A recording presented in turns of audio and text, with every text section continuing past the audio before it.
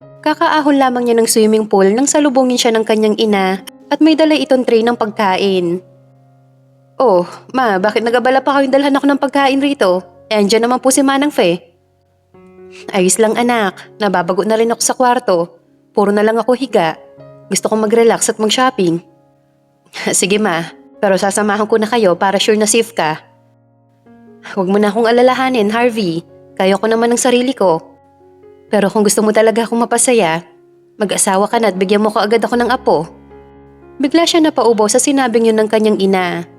Wala nga siyang girlfriend ay ang mag-asawa pa kaya? Wala pa siya napupusuan sa ngayon pero hindi naman siya nagmamadaling mag-asawa. Dahil 37 pa lang naman siya. Gusto niya kasi kung mag-aasawa man siya ay yung pareho nilang mahal ang isa't isa. Hindi yung isa lang ang magmamahal. Ma, masyado pa maaga para sa usaping yan. Huwag kayong mag-alala, darating din ang araw na mag-aasawa ako. Pero sa ngayon, ay hayaan muna nating i-enjoy ko ang pagkabinhata ko. Hoy, Harvey, hindi ka na bumabata dahil tumatanda ka na. Kailan ka mag-aasawa kapag senyor ka na, ha? Natawa na lamang siya sa winika ng kanyang ina at nakangiti niya itong niyakap. Alam naman niya na gustong-gusto na nito magkaroon ng apo dahil dalaga na ang apo nito sa kuya niya. Ang gusto kasi ng mama niya ay yung may maaalagaan habang nasa bahay ito. Samantala, pagkatapos ng 4 na taon na pananahimik ni Samantha, ay napagdesisyonan niya na bumalik ng Maynila para muli mag-umpisa ng panibagong buhay. Sapat na ang 4 na taon niyang pananahimik at pag-iisa malayo sa mga tao. Pagkatapos ng gabing may nangyari sa kanilang dalawa ni Harvey, ay na-realize niyang tama si Harvey. Walang magandang maidudulot kung paghihigantihan pa niya si Rihanna. Dahil sa kanilang dalawa ay siya ang higit na may kasalanan. Sinira niya ang maganda nilang pagkakaibigan dahil pinili niya ang maging masama at pinili niyang mawala ang kaibigan na matagal niyang nakasama at tinuturing na kapatid nang dahil lamang sa pareho sila ng lalaki na minahal. Sa pagbabalik niya ng Maynila, magsisimula ulit siya ng panibagong buhay at itatama ang mga kamali ang nagawa niya sa buhay. Dahil halos maubos na ang ipon niya maging ang pinagbentahan ng bahay nila. Kaya kailangan niya maghanap ng trabaho para may panggastos siya at pambayad sa boarding house na kanyang inuupahan sa ngayon. Isang araw, sinugod sa hospital ang ina ni Harvey dahil bigla na lamang ito nahimatay. Nagmamadali siyang pumunta ng hospital para malaman ang kalagayan ng kanyang ina. Pagpasok niya ng room nito ay gising na ito. Patakbo niya itong niyakap na mahigpit. Ma, ano nangyari sa'yo? Ayos ka na ba? Ano nararamdaman mo? Okay na ako anak, dahil nandito ka na. Kung gusto mo talaga akong mapasaya at mapabilis ang paggaling ko, pagbigyan mo na ang kahilingan ko. Mag-asawa ka na para habang buhay pa ako ay makita kong masaya ka kasama ng asawa at mga anak mo. Kung mahal mo talaga ako, Harvey, pagbigyan mo ako. Sige ma, mag-aasawa na ako. Kung yan ang kakasaya mo. Talaga anak? Opo. Salamat, son. Alam niyang napasubo siya sa sinabing niyang yon sa kanyang ina dahil hindi niya alam kung saan siya maghahanap ng magiging asawa niya at papayag sa kasunduan na ilalatag niya. Gulong-gulo ang isip niya na lumabas ng hospital at nagtungo ng drugstore para bilhin ang mga gamot ng kanyang ina. Nang isang familiar na babae ang kanyang nakita. Samantha? Bigkas niya sa pangalan nito. Mabilis niya itong nilapitan at hinawakan sa kamay. Ikaw nga, Samantha. Harvey, anong ginagawa mo rito? Hindi ba dapat ako magtanong niyan sa'yo? Anong ginagawa mo rito? Bakit ngayon ka lang nagpakita sa akin pagkatapos ng may... Please, Harvey, wag mo nang ituloy pang sasabihin mo. Kung ano man ang nangyari sa atin sa beach, ay kalimutan mo na yon. Dahil matagal ko nang nakalimutan yon. Mauna na ako sa'yo. Akma na sana siyang tatalikod nang pigilan siya nito na ikinagulat niya. Nagtatanong ang mga mata niyang tumingin rito. Pwede ba kitang yayain magkape? Tatanggihan sana niya ito pero naisip niyang wala namang masama kung magkape silang dalawa. Total, dati naman sila magkaklase at magkaibigan. Nagtungo nga sila sa isang coffee shop at agad itong umorder ng kape at 2 slice ng cake. So, saan ka nagpunta nang bigla ka na lamang nawala sa hotel? Pumunta ako sa malayong lugar, yung walang nakakakilala sa akin. Napag-isip-isip ko na, tama ka, na walang magandang maidudulot ang paghihiganti. Salamat Harvey, dahil sa mga sinabi mo ay nagising ako sa katotohanan. Masaya ako, Samantha. Dahil sa wakas nawala na ang galit dyan sa puso mo. Saan ka ngayon nakatira? Ako na maghahatid sa'yo. Pumayag na lamang siya na magpahatid rito dahil alam naman niya na magpupumilit pa rin itong ihatid siya pag hindi siya pumayag. Nakita niya sa mga mata nito ang pagtataka nang makita nito ang tirahan niya. Isang simpleng boarding house lamang yon na maliit. Dito ka nakatira? Oo, bakit? Masama ba? Hindi naman, Sam. Nagulat lang ako. Ano nangyari sa'yo? Wala ka na bang pera? Magsisinungaling ako sa'yo, Harvey. Sasabihin ko mayroon kahit wala naman. Sa katunayan ay naghahanap ako ngayon ng trabaho. Ang kaso hindi pa ako tinatawagan ng mga kumpanya na inaplayan ko. Gusto mo ba pahiramin muna kita ng pera habang wala ka pa trabaho? Then ibalik mo na lamang sa akin pag may pera ka na. Hindi na kailangan. Salamat na lang. May pera pa naman ako rito at kasya pa naman siguro to. Sige, ikaw bahala. Basta pag kailangan mo ng tulong ko, alam mo naman kung saan ako pupuntahan. Tango lamang ang isinagot niya rito. Hindi naman nagtagal ay nagpaalam na ito sa kanya na aalis na. Ngunit maya-maya ay bigla itong bumalik. Ang akala niya ay may nakalimutan ito, pero wala naman. Bakit ka bumalik? Samantha, may iaalok sana ako sa'yo at sana'y pumayag ka. Ikaw lang kasi ang nakikita ko na pwedeng makatulong sa akin. Siguro kaya tayo muling pinagtagpo ng tadhana dahil ikaw ang makakalutas ng problema ko. Ha? Anong problema ba yan? May sakit kasi si mama at hiniling niya sa akin na mag-asawa na ako. Ano? Naku Harvey, hindi pwede. Ayoko. Sige na, Samantha, tulungan mo naman ako. Papalabasin lang naman natin na kinasal na tayo, na mag-asawa na talaga tayo. Pero ang totoo ay hindi. Mahirap yan, Harvey. Minsan ako nanloko ng tao at ayoko nang ulitin pa ulit yon. Pasensya ka na pero hindi kita matutulungan. Please, Samantha, maawa ka naman sa akin. Ayoko mawala ng ina, hindi ko yun makakaya. Huwag ka mag-alala, hindi natin gagawin ang ginagawa ng mag-asawa kung yan ang iniisip mo. Please, Samantha, tulungan mo ko. Maawa ka naman sa akin, lalong-lalo na kay mama. Bakit? Ano ba sakit ng mama mo? Hindi ko pa nakikita ang resulta, ngunit gusto ko maging masaya siya pag nalaman niya matutupad na ang gusto niya mangyari. Napabuntong hininga na lamang siya. Kung alam niya na mapapasubo siya rito kay Harvey, ay tinakbuhan na lamang sana niya ito kanina. Hindi naman siya masamang tao at may puso naman siya. At marunong siya makaramdam ng awa, kaya kahit mali ay pumayag na lamang siya sa pakiusap nito sa kanya. May tiwala naman siya sa lalaki at alam naman niyang hindi siya nito gusto. Kaya ligtas ang sarili niya rito. Sige, pumapahayag na ako. Pero sa isang kondisyon. Anong kondisyon ba yon? 3 buwan lang ha? Kailangan habang nagsasama tayo ay makahanap ka ng magiging asawa mo, maliwanag? Maliwanag. Hindi niya inaasahan nang bigla na lamang siya nitong niyakap na mahigpit na labis na nagpakabog ng kanyang dibdib. Naiiling siyang bumitiw sa pagkakayakap nito at lumayo rito ng kaonte. Bukas na bukas din, Samantha. Aayusin ko lahat para sa fake wedding natin. At pagkatapos ay saka kita ipapakilala kay mama. Salamat talaga ha? At pumayag ka sa kalokohan ko to. Huwag kang mag-alala. Pagkatapos nito ay ako naman ang babawi sa'yo. Lahat ng gusto mo ay gagawin natin. Okay? Wala naman ako ibang gusto, Harvey, kundi ang mamuhay ng tahimik. Minsan na nagulo ang buhay ko at ayoko na maulit pa yon. Nang makaalis ito ay naupo siya sa silya habang napapaisip kung ano ang kahihinatnan ng gagawin nilang pagpapanggap ni Harvey. Kilala niya ito since high school at alam niyang mabuting tao ito, kaya yun ang dahilan kaya napapayag siya sa gusto nito.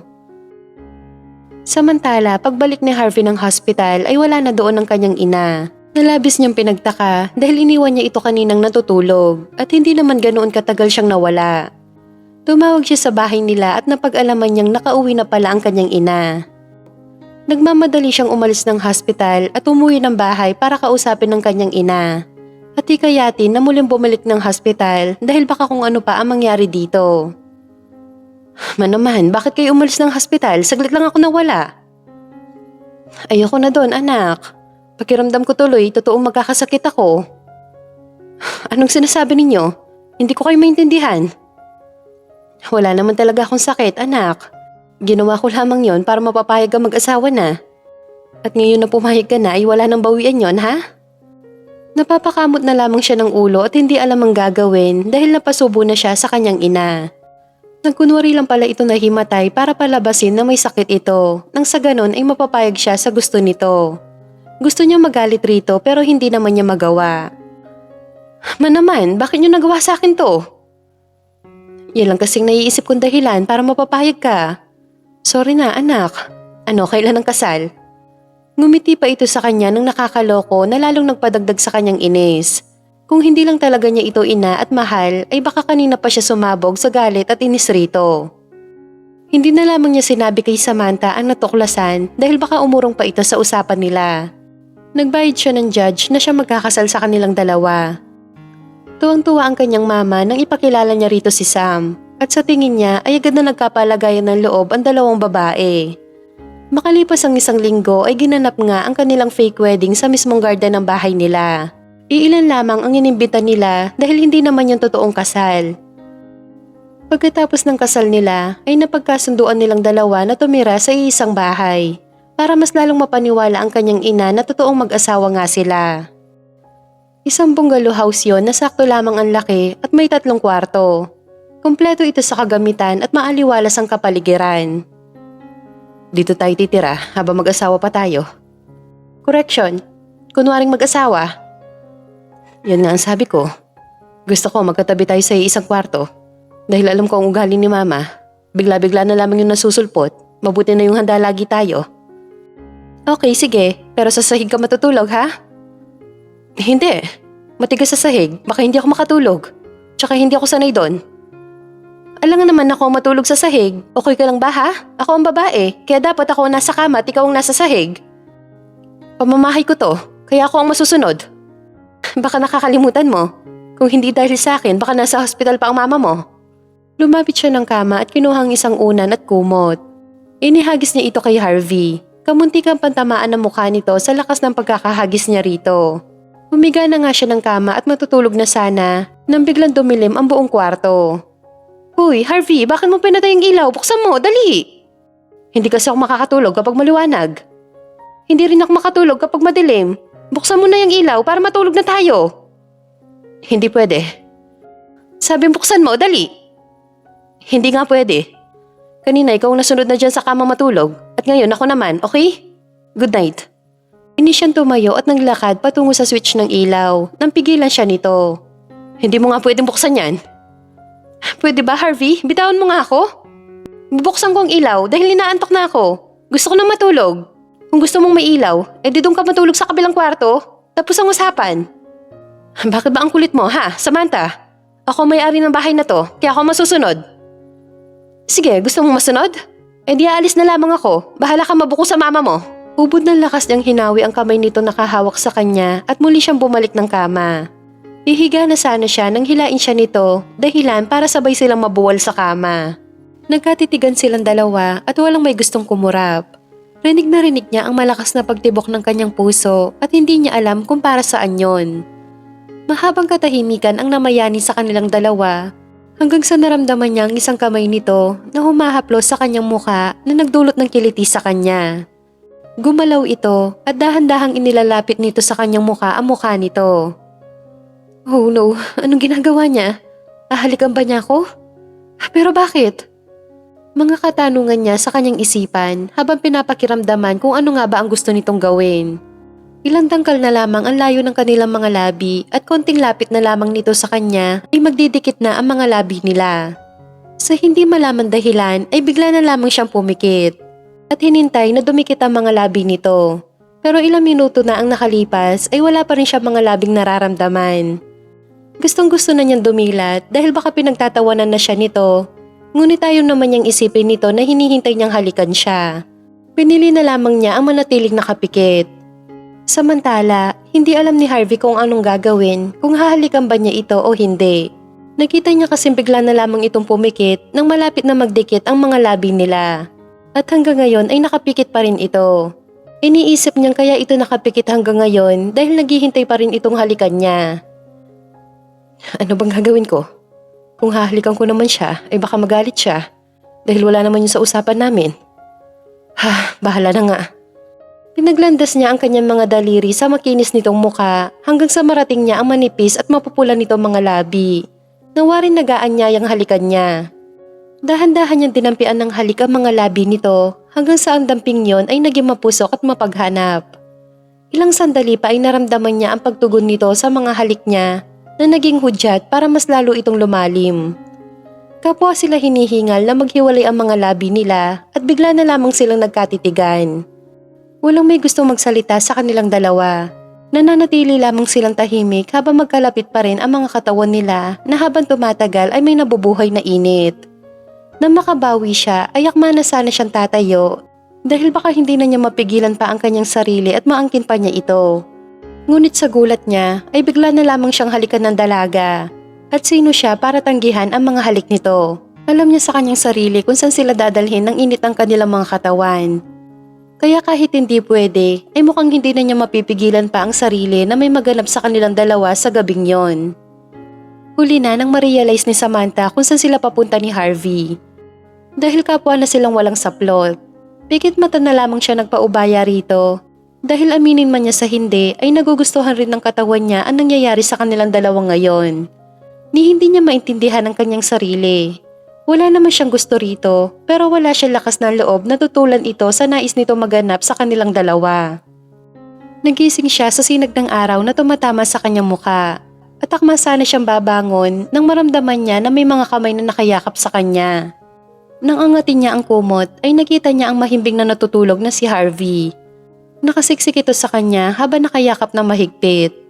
Yung tipong ayaw na siyang pakawalan nito. Sa tinagal-tagal nila magkakilala at magkaibigan, ay ngayon lamang niya natitigan ng matagal ang gwapo nitong mukha. Mga matang singkit na halos mawala na pag ngumiti. Mga labing kay sarap Ano ba yan, Samantha? Kaya aga-aga kung ano-ano mga sumasagi dyan sa isipan mo. Singhal niya sa kanyang sarili. Naalala niya tuloy ng gabing may nangyari sa kanila sa beach. Oo, lasing siya noon. Ngunit kung tutuusin ay kaya niya itong pigilan. Ngunit katulad kagabi ay wala siyang ginawa kundi ang magpaubaya na lamang sa lalaki. Hindi niya alam kung anong magic ang dala nito at hindi na siya nakakapag-isip ng matino pag nadikit na ito sa kanya. Maingat siyang bumangon para hindi ito magising, ngunit may mga kamay na pumipigil sa kanya. Mamaya ka na bumangon, maaga pa.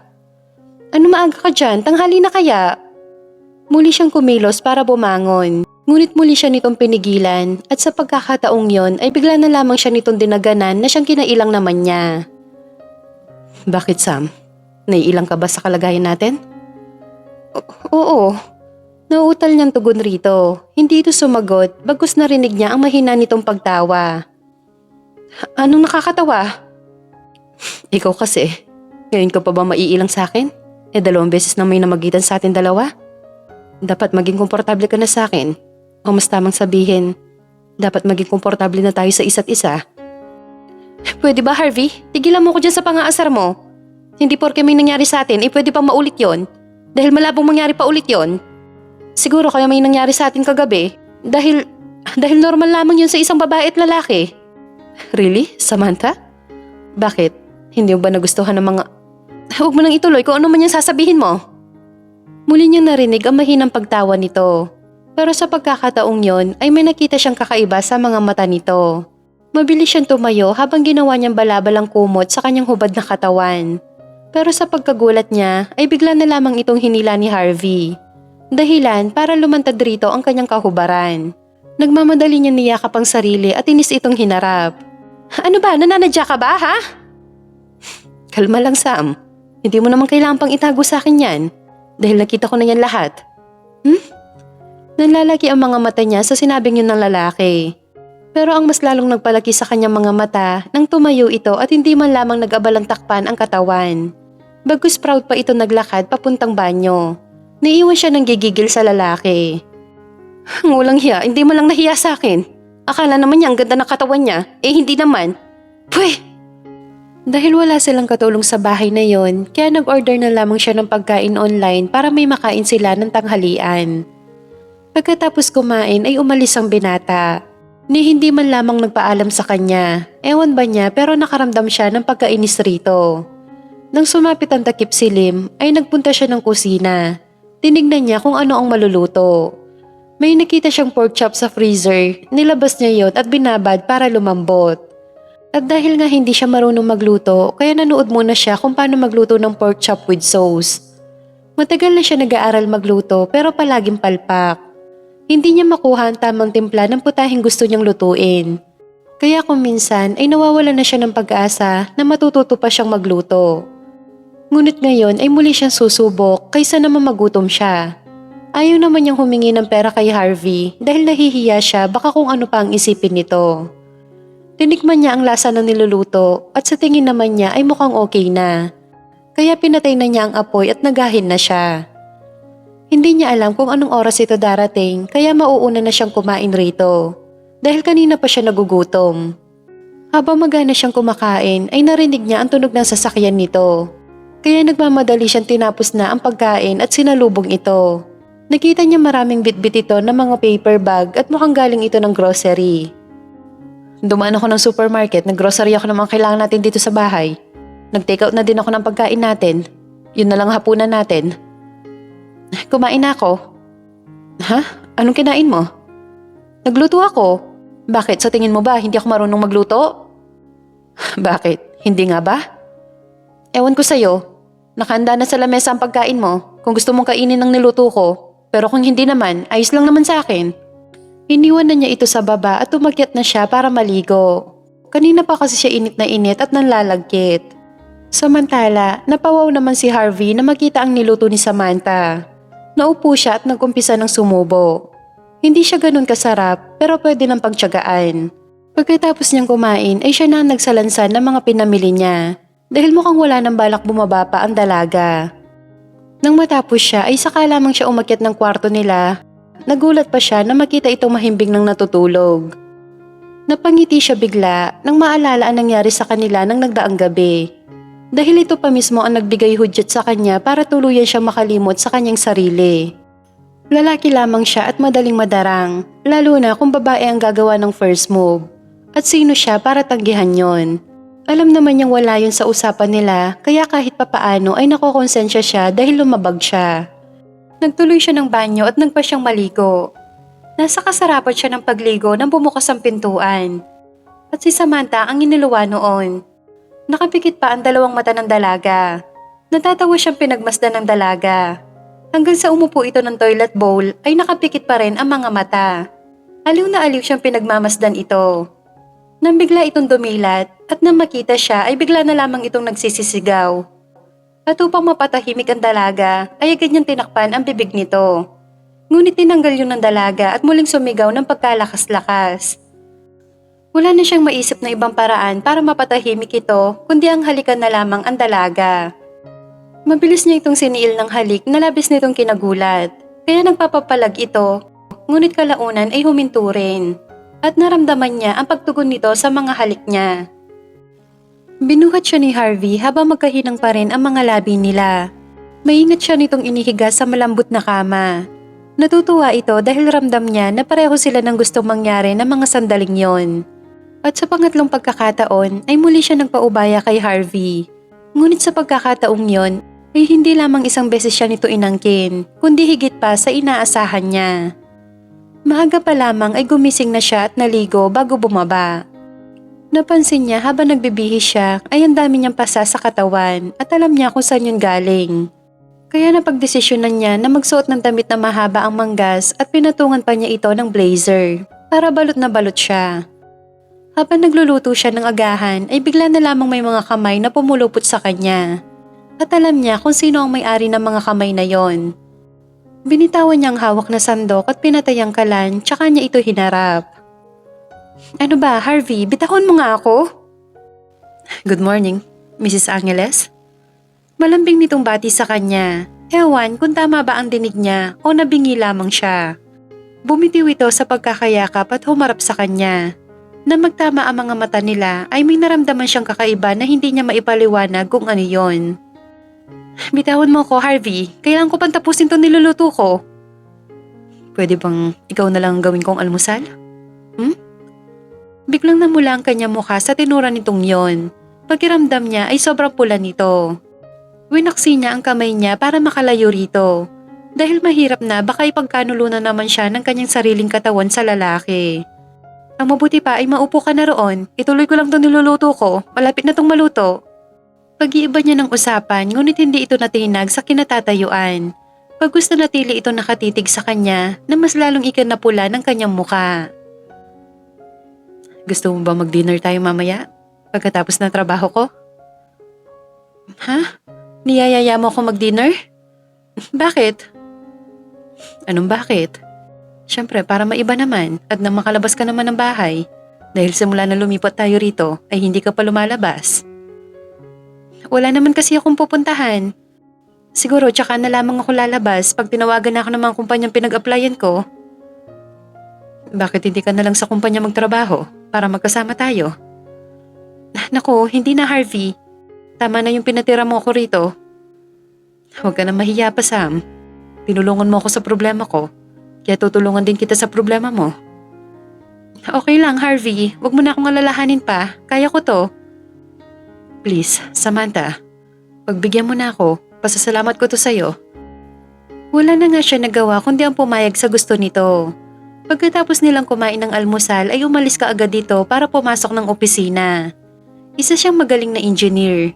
Kaagad siya nagligpit ng mga pinagkainan nila at pagkatapos ay saka siya umakyat ng kwarto para maghanap ng damit na may susuot niya mamayang gabi. Nalulumo siya na pasalampak ng sahig na makitang halos mga luma na ang mga dress niya maging ang mga pantalon at skirt niya. Napapailing na lamang siya at nag-iisip kung anong isusuot niya mamaya. Hindi naman pwede na magsuot siya ng panjama dahil nakakahiya naman kay Harvey. At isa pa ayaw niya itong mapahiya. Muli siya napatingin sa mga damit na nagkalat at napili na lamang niyang isuot ang isang pantalon na sa tingin niya ay medyo bago pa. At isang kulay red na blouse. Napabuntong hininga siya at napasabi na lamang siya na bahala na. Ang mahalaga ay may damit siyang suot kaysa naman hubad siyang pumunta doon.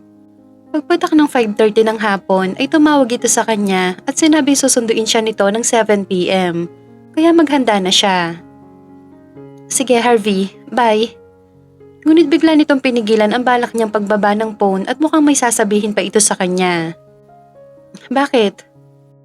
Gusto ko magsuot ka ng magandang damit mamaya ha? Dahil gusto ko ikaw ang pinakamagandang babae mamaya. Asa ka? Sige na, ibababa ko na to, may gagawin pa ako. Bye. Mabilis na lumipas ang oras. Saktong ang 7:00 ay dumating ito at bihis na. Hindi yun ang suot nito nang umalis ito kanina. Hindi niya alam kung saan ito nagbihis. Sa totoo lang, gwapo naman talaga ito. Yun nga lang, hindi ang tipo ni Harvey ang type niya. Nagulat ito nang makita siya nakapantalon at simpleng blouse lang ang suot niya. Habang tinali lamang niya ang lagpas balikat na buhok. Ni hindi nga siya nag-abala maglagay ng makeup at lipstick. Malayong malayo siya sa dating Samantha na sosyal at maporma kung manamit. Ngayon kasi ay isa na lamang siyang simpleng babae. Bakit? May problema ba sa suot ko? Inis niya itong inarapan. Sigurado ka ba talagang yan ang isusuot mo? Oo naman. Bakit ba ha? Maganda naman to at malinis. Bakit? Nahihiya ka ba na ganito lang ang suot ko? Hindi naman sa ganon, Sam. Pero, di wag na tayong umalis. Alam mo ikaw, pagkatapos mo akong pagurin, ay insultuhin mo lang pala ang suot ko. Inis niya itong tinalikuran at nagmarcha paakyat ng hagdanan. Kahit anong tawag nito sa kanya ay hindi niya ito nilingon. Labi siya nasaktan sa pinaramdam nito sa kanya. Kasi ang akala niya ay okay lang rito kahit ano ang isusuot niya. Nagmukmuk siya ng kwarto na halos 3 oras at nagpapasalamat siya dahil hindi ito umakyat. Dahil ayaw talaga niya makita ang pagmumukha nito. Naiinis pa rin siya sa ginawa nito sa kanya. Makalipas pang ilang oras ay narinig niya ang pagbukas ng pintuan. Alam niyang si Harvey ito, kaya nagmamadali siya nagtalukbong ng kumot. Naramdaman niya ang paglubog ng kama, tanda na naupo ito sa kanyang tabi. Narinig pa niya ang marahas nitong pagbuntong hininga. Alam kong gising ka, Sam. Sorry na. Alam ko, mali ako. Dapat inintindi na lamang kita. Alam mo, sa totoo lang, wala naman akong pakialam kahit anong pang isuot mo. Dahil kahit basahan pang isuot mo, ay hindi mababawasan ang kagandahan mo. Sorry na bati na tayo. Please? Nakaramdam siya ng kilig nang sabihin itong maganda siya. So ibig sabihin ay nagagandahan rin pala ito sa kanya. Wala sa loob na bigla na lamang siyang napangiti. Bumangon ka na dyan. Nagluto ako ng hapunan natin. Masarap yon at special. Sinarapan ko talaga para sa'yo.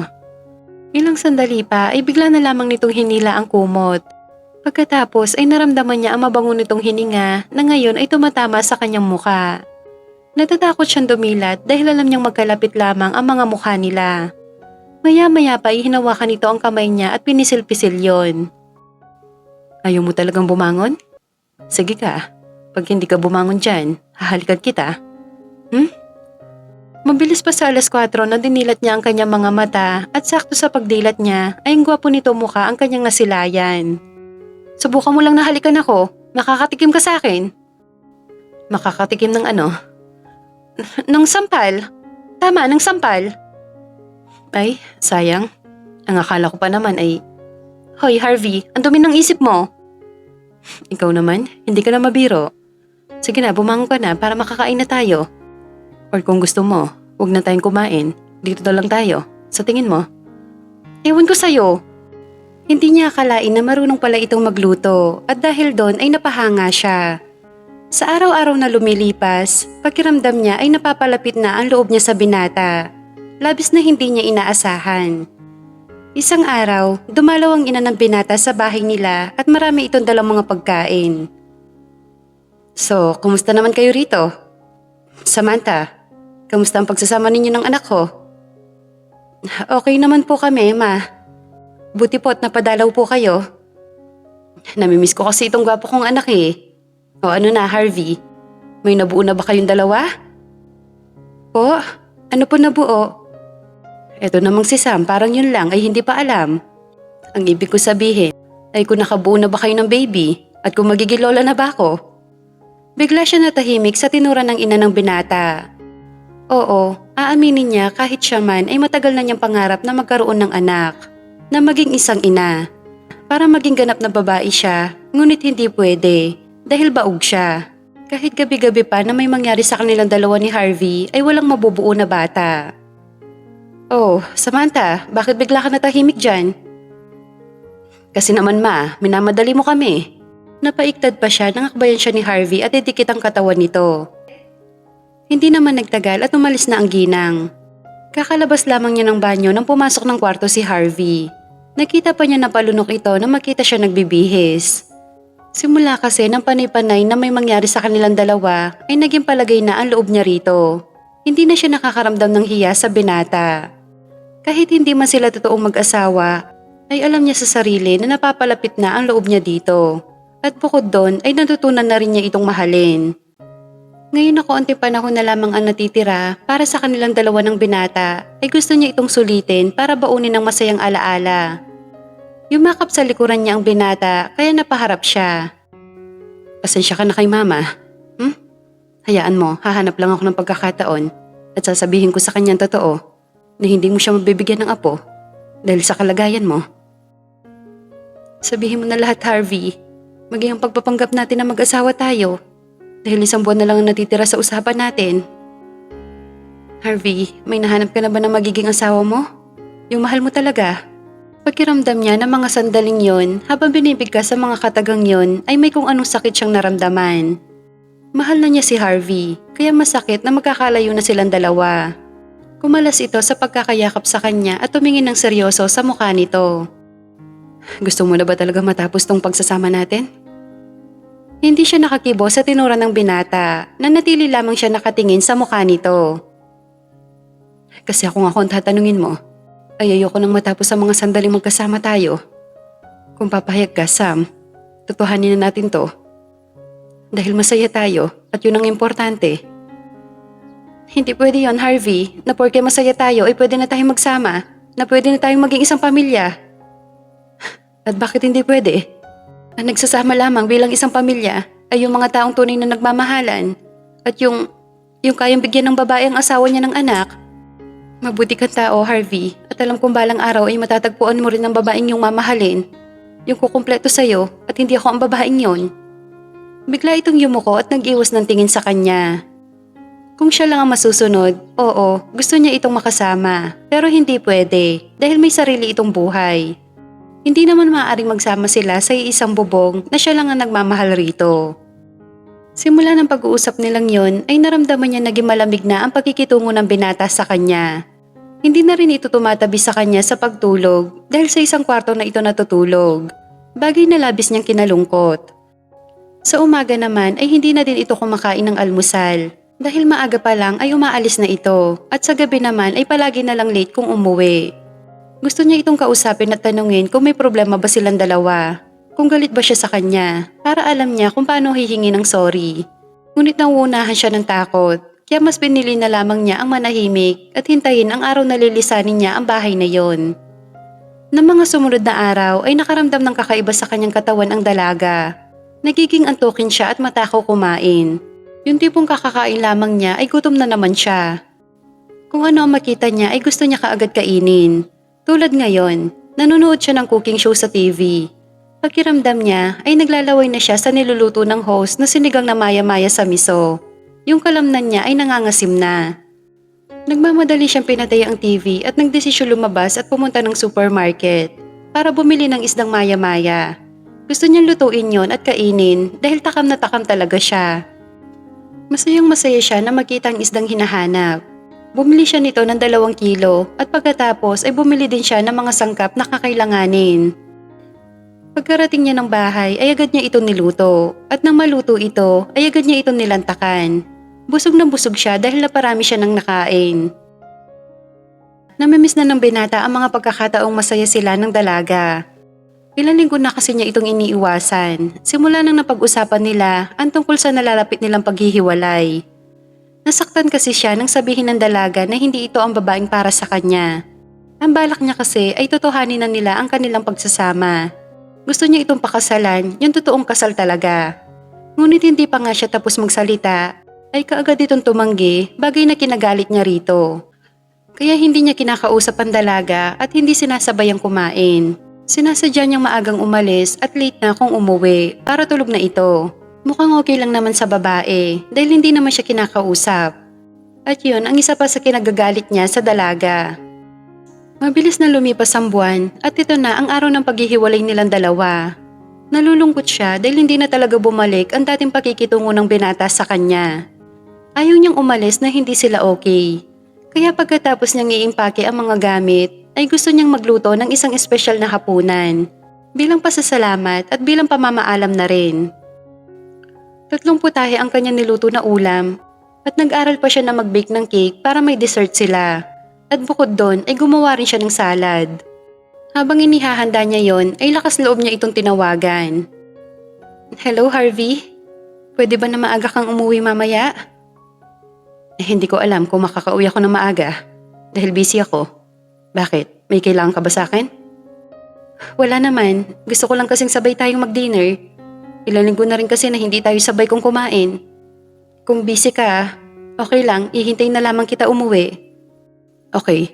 Sige na, marami pa akong ginagawa. Ibababa ko na to. Ang totoo ay hindi naman talaga siya busy. Ayaw lang talaga niya ito makasabay kumain. Dahil alam niyang baka yun na ang huling pagkakataon na makakasabay niya itong kumain. 11:00 na ng gabi, ngunit wala pa rin ang binata. Ngunit gusto pa rin niya itong hintayin at sabay silang kumain. Iinitin na lamang niya ang mga pagkain kapag dumating na ito. Kanina pa kumakalamang tiyan niya, ngunit ayaw niyang kumain na hindi ito kasabay. Dala ng pagod at antok ay hindi niya namalayan na nakatulog pala siya sa sofa. Dahan-dahan pumasok ng bahay si Harvey sa pag-aakalak nasa taas na si Samantha at natutulog na ito. Nagulat pa siya nang makita itong tulog sa sofa. Maingat siya lumapit para hindi ito magising. Naupo siya sa tabi nito. Yayakapin sana niya ang dalaga nang bigla itong magmulat ng mga mata. Mabuti naman at dumating ka na. Teka, iinitin ko lang ang mga pagkain para makakain na tayo. Huwag ka na mag-abala pa. Kumain na ako. Ganun ba? Sige, okay lang. Ililigpit ko na lamang ang mga pagkain bago ako matulog. Okay. Nagumpisa na itong humakbang paakyat ng hagdanan nang mabilis niya itong hawakan sa kamay para huminto. Napalingon ito at nagtatanong ang mga matang tumingin sa kanya. Alam kong pagod ka sa trabaho, pero pwede ba tayong mag-usap kahit sandali lang? Kasi bukas, baka hindi na ako magkaroon ng chance na makausap ka. Ano bang pag-uusapan natin? Aalis na ako bukas, Harvey. Okay. Gusto ko bago ako umalis ay maging okay tayo kagaya ng dati. Ayokong umalis rito na masama ang loob mo dahil hindi ko yun kaya. Hindi naman ako galit sa'yo, Sam. Sadyang busy lamang ako nitong mga nakaraang linggo kaya hindi tayo nagkakausap. Masaya ako na nakasama kita at salamat sa tulong mo sa akin. Huwag ka mag-alala. Ako na bahala magsabi ng totoo kay Mama. Salamat, Harvey. Gusto ko bago ako umalis ay maramdaman ko ulit ang mga yakap at halik mo. Wala na siyang sinayang na sandali, tinawid na niya ang maliit nilang pagitan ni Harvey at masuyo niya itong hinalikan sa mga labi. Sa huling pagkakataon ay gusto niyang ipaubaya ang kanyang sarili sa lalaki. Walang pag-aalinlangan na siya mismo ang nagbigay ng hudyat para angkinin siya nito. Kinabukasan, sinadya niyang maagang magising para maagang makaalis habang tulog pa ang binata. Ayaw niyang umalis na makikita niya ito dahil baka yun pa ang maging daan para hindi siya matuloy. Nilagay niya sa ibabaw ng lamisita ang sulat na ginawa niya. Tsaka siya dahan-dahan lumabas ng kwarto bitbit ng mga gamit niya. Samantala, tinanghali na ng gising si Harvey dahil araw naman yun ng Sabado. Wala siyang pasok sa opisina. Nang kapain niya sa higaan si Samantha ay wala na ito doon. Mabilis siyang bumangon at nagmamadaling bumaba. Tinatawagan niya ito pero walang sumasagot na Samantha. Muli siyang bumalik ng kwarto at napansin niya ang sulat na nakapatong sa ibabaw ng lamisita. Dinampot niya ito at binasa. Masaya ako sa mga araw na kasama kita. At salamat dahil pinaramdam mo sa akin na maging masaya ulit. Sa mga oras na to ay malayo na ako sa iyo. Hiling ko sana mahanap mo ang babaeng iyong mamahalin at magiging ina ng mga anak mo. Mag-iingat ka lagi. Samantha. Hindi na napigilan ni Harvey ang umiyak na mga sandaling yon. Sinisisi niya ang kanyang sarili kung bakit ito umalis. Kung kinausap lamang niya ito at pinigilang umalis, ay baka kasama pa niya ito ngayon.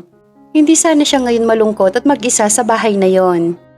Simula nang umalis si Samantha ay naging matamlay na siya at binuhos na lamang niya ang lahat ng kanyang oras sa trabaho. Trabaho at bahay, yun ang naging buhay niya. Tuwing gabi bago siya matulog ay kailangan niya pang uminom ng alak para makatulog siya ng maayos. Isang araw, habang abala siya sa trabaho ay dumating ang kanyang ina. Ma, napasugod kayo rito. Sana tinawagan na lamang ninyo ako. Galing ako sa bahay ninyo. Walang tao. Asan ang asawa mo? Umalis na po siya, ma. Anong umalis na siya? Saan siya nagpunta? Ma, I'm sorry. Pero ang totoo kasi niyan ay hindi talaga kami totoong mag-asawa ni Samantha. Pinakiusapan ko lamang siya na magpanggap kami bilang mag-asawa. Nasabihin mo kasi sa akin na mag-asawa na ako ay nataranta ako. Hindi ko alam kung saan ako kukuha ng magiging asawa ko. Hanggang sa aksidenteng nagkita kami ulit ni Samantha, makalipas ang ilang taon. Nakiusap ako sa kanya na tulungan niya ako. Nung unay ayaw niya, ngunit dahil naawa siya sa akin at sa inyo kaya pumayag na rin siya. Ang usapan namin ay magsasama kami sa loob ng 3 buwan, pero kailangan ko makahanap ng mapapangasawa. Ngunit hindi na ako nag-abala pa maghanap. Dahil habang magkasama kaming dalawa ay natutunan ko na rin siyang mahalin. At ngayon na iniwanan niya ako, labis ako nasasaktan.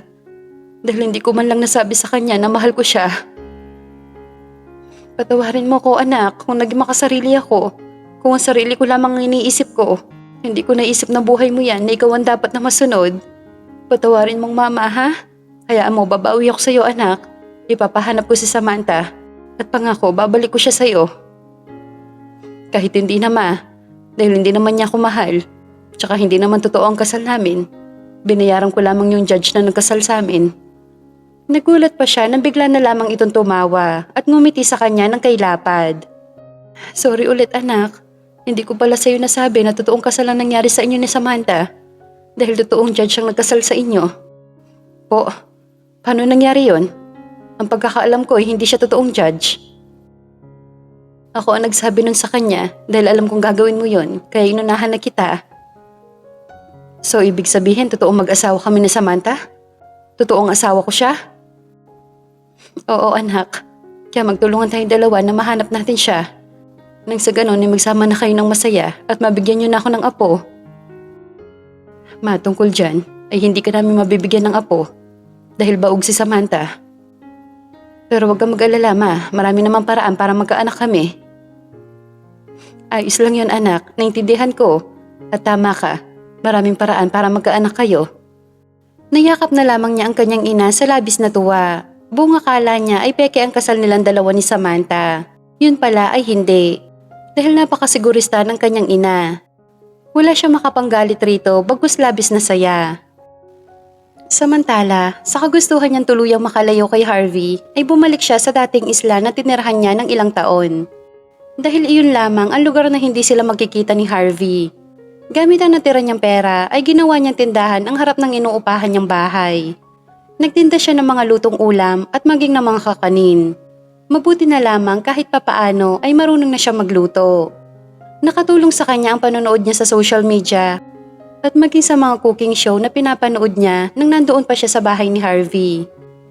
Habang lumilipas ang buwan ay napapansin niyang tumataba siya at lumalaki ang kanyang tiyan na labis na pinagtataka niya. Dahil wala naman siya nararamdaman sa kanyang katawan maliban sa naging palakain siya at antukin. Gusto sana niya magpa-check up para malaman niya ang kanyang kalagayan ngunit natatakot siya sa magiging resulta nito. Kaya hinayaan na lamang niya ang pagbabago ng kanyang katawan. Ngunit isang araw, habang naghahanap siya ng mga damit na isusuot niya, ay nakita niya ang mga napkin na halos walang mga bawas. Oh my God. Oo nga no. Bakit ngayon ko lang naalala? Ilang buwan na nga pala akong hindi dinadatnan. Hindi kaya may sakit talaga ako? Kaya pati period ko hindi na rin normal? Diyos ko, kung sakali man na may sakit ako, ikaw na po ang bahala sa akin. Siguro ito na ang mga kabayaran sa mga kasalanan na nagawa ko noon. Kaya maluwag ko po itong tatanggapin. Samantala, patuloy pa rin ang paghahanap ng mag-inang Lyda at Harvey kay Samantha. Ngunit 5 buwan na silang palaging bokya. Kung minsan, gusto nang mawala ng pag-asa ni Harvey na makikita pa ulit niya si Sam. Ngunit may parte ng pagkatao niya ang nagsasabing huwag siya sumuko. Dahil kung sila talaga ang tinadhana para sa isa't isa, ay magkikita at magkikita pa rin sila. Anong plano mo ngayon, Harvey? Hindi ko pa alam, ma. Basta hindi ako susuko. Hahanapin ko pa rin siya kahit saan sulok pa man ng mundo. Ganyan nga ang tama mong gawin. Habang naglalakad pa uwi ang dalaga ay may nakasalubong siyang isang matandang babae at nginitian siya nito. Magandang umaga po, Inang. Kayo po ba yung bagong lipat sa kabila? Tanong niya sa matanda na kinatango naman nito sa kanya. Malaki na ang tiyan mo, Ineng. Malapit ka na manganak. Po? Ako ang manganganak? Oo. Bakit hindi ka ba nagpapatingin sa doktor? Kaya hindi mo alam na buntis ka? Hindi po eh. Natatakot kasi ako sa magiging resulta. At isa pa po, sayang po ang pera. Lalo na ngayon ang mahal po ng bilihin. Kaya medyo humina yung tindahan ko. Kaya kailangan magtipid. Buntis ka, Ineng. At sa tingin ko, nasa 7 buwan na yan. Imposible po yun, Inang, dahil baog po ako. Hindi ako pwedeng mabuntis kahit kailan. Baka nagkamali lang ang doktor na tumingin sa'yo, Ineng. Kung gusto mo para makasiguro ka, magpatingin ka ulit. Hindi na po, sayang po ang pera eh. Matagal ko naman pong tanggap na baog ako. At isa pa po, kaya lumalaki ang tiyan ko dahil may sakit po ako. Ineng, hindi ako pwedeng magkamali, buntis ka. Isa akong kumadrona, kaya alam ko kapag buntis ang isang tao o hindi. Hindi po talaga, nagkakamali lamang kayo. Kung ayaw mong maniwala sa akin ay hintayin mo na lamang ang araw na isisilang mo ang anak mo at ako ang magpapaanak sa'yo para makatipid ka. Nang makaalis ang matandang babae ay napapailing-iling na lamang siya dahil imposible ang sinasabi nito. 2 months later. Isang umaga nagising na lamang siya na sobrang sakit ng kanyang tiyan. Halos hirap siyang makatayo. Ngunit lakas loob pa rin niyang pinilit na tumayo at paikay-ikay naglakad palabas ng bahay niya. Tinawag niya sa kabilang bahay si Inang Saling. Inang Saling, tulungan po ninyo ako. Sobrang sakit po ng tiyan ko. Ilang sandali pa ay lumabas na nga ng bahay ang matandang babae at mabilis siya nito nilapitan. Naku Samantha, manganganak ka na. Halika sa loob, dali. Ibig po ninyo sabihin, Inang, totoo pong buntis ako? Oo nga, ikaw lang tong ayaw maniwala sa akin. Ay naku, ikaw talagang bata ka, ang tagal-tagal ko na sinasabi sa'yo. Ngunit ayaw mong maniwala. Tignan mo tuloy, ni isang gamit ng baby mo ay wala ka. Pinahiga siya nito sa higaan niyang papag, tsaka inutusan siyang umiri nito. Matagal bago niya nailabas ang anak niya. Ilang saglit pa ay nakarinig na siya ng iyak ng baby bago siya nawala ng malay. Nang magising siya ay katabi na niya ang kanyang anak at hindi yun isang panaginip. Dahil totoong may anak na siya at ganap na siyang ina. Pinagmasdan niya maigi ang mukha ng kanyang anak at kamukhang kamukha niya ito. Salamat inang sa pagpapaanak sa akin ha. Pasensya na po kayo kung hindi ako naniwala sa inyo. Hindi naman ninyo ako masisisi dahil ang tagal ko pong panahon na pinaniwalaan na baog ako na wala akong silbing babae. Wala yun ineng, naintindihan kita. Siya nga pala, maraming mga kapitbahay nag-donate ng mga gamit ng baby mo. Kaya hindi mo na kailangan bumili pa. May mga nagbigay din ng mga pagkain at prutas para lumakas ka kaagad. Huwag ka nang bumili ng gatas ha? Dahil hindi yun maganda sa bata, mas maganda kung sarili mong gatas ang iinumin niya. Opo inang, yun po ang gagawin ko. Maraming salamat po talaga. May pera po ako naipon dyan, yun na lamang po ang ipambabayad ko sa inyo sa ginawa ninyong pagpapaanak sa akin. Wag na, Samantha, itabi mo na lang ang pera mo. Magagamit mo yan para sa anak mo.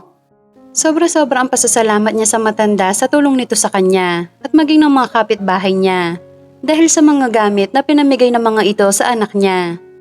Isang linggo ang nakalipas simula na nanganak siya ay napagpasyahan niyang lumuwas ng Maynila at puntahan si Harvey. Gusto niyang ipakilala rito ang anak nila. Ayaw niyang ipagdamot ang anak nila dahil naging mabuti naman ito sa kanya. Gusto niyang magtulungan sila sa pagpapalaki ng anak nila para kahit hindi man sila buo bilang isang pamilya ay mararamdaman pa rin ng anak nila na kumpleto sila at may matawag itong mami at daddy. Agad niyang pinuntahan ang bahay ni Harvey ngunit wala ito doon at alam niya kung saan niya ito matatagpuan. Habang abala sa pagtitipan ng laptop ang binata ay mahinang mga katok ang narinig niya mula sa pintuan.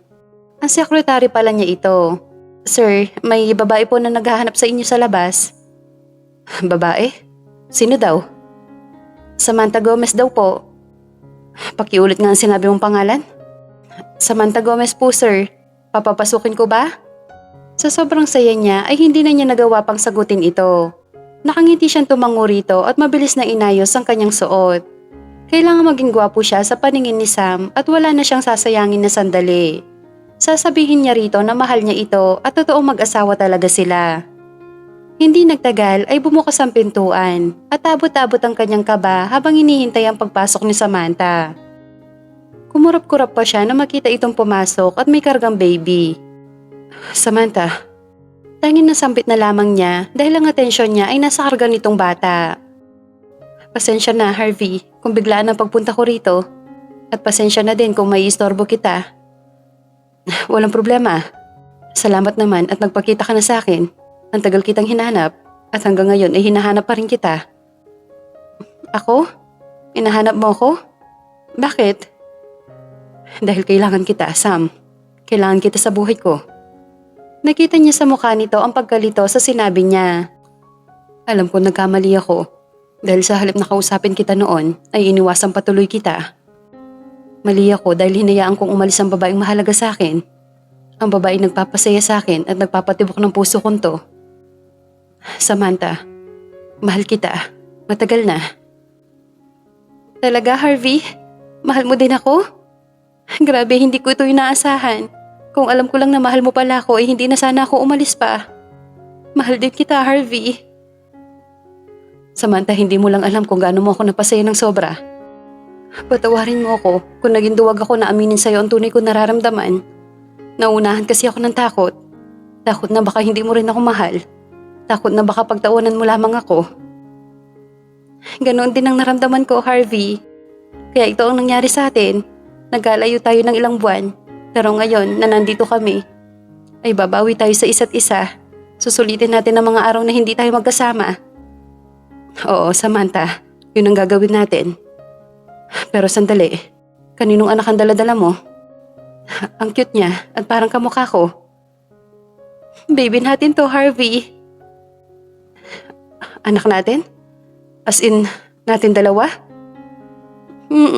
Nagbunga ang ilang beses natin pagtatalik at siya ang bunga. Paano nangyari yon? Hindi ba hindi ka pwede magkaanak dahil baog ka? Oo, dahil yun ang pinaniwalaan ko sa mahabang panahon. Ngunit mali pala ang doktor na tumingin sa akin dahil ito, ganap na akong isang ina ngayon. Kumpleto na tayo dahil may anak na tayo. Patiyak na matutuwa ang mama mo dahil natupad na ang matagal niyang hiling sa'yo. Tama ka, Sam. Sayang nga lang wala ako sa tabi mo nang nagbubuntis ka. Hindi man lamang kita naalagaan. Walang problema yon.